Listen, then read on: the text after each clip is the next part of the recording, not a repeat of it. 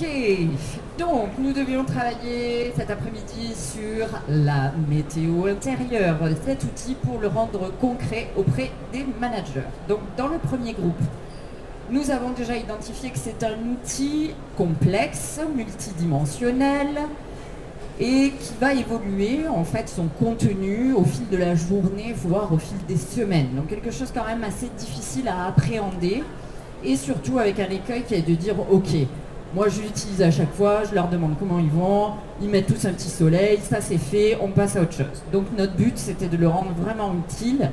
On va reprendre les objectifs de cette météo intérieure qui étaient définis. C'était faire le lien et favoriser l'entraide, mais aussi augmenter la productivité, l'efficacité des équipes.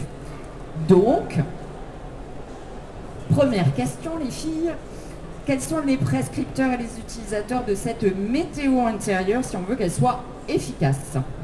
Donc pour que ce soit efficace, on s'est dit qu'il fallait un promoteur dans l'entreprise.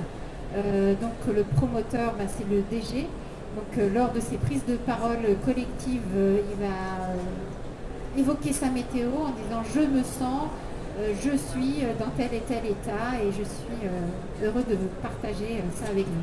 Ensuite, les prescripteurs, donc les RH, le HSE ou préventeur et bien sûr les managers. Un peu dans le même genre en fait que l'organisation de la prévention, de la culture, pour que tout le monde soit au courant. Voilà. Sur la deuxième question, les modalités de mise en œuvre, le contenu, qu'est-ce qu'on a imaginé directement là?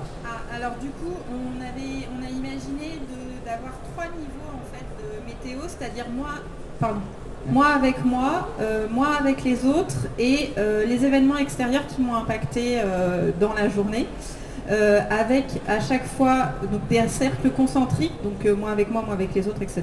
Et puis à chaque fois les émotions prédéfinies, donc les 6 émotions de base.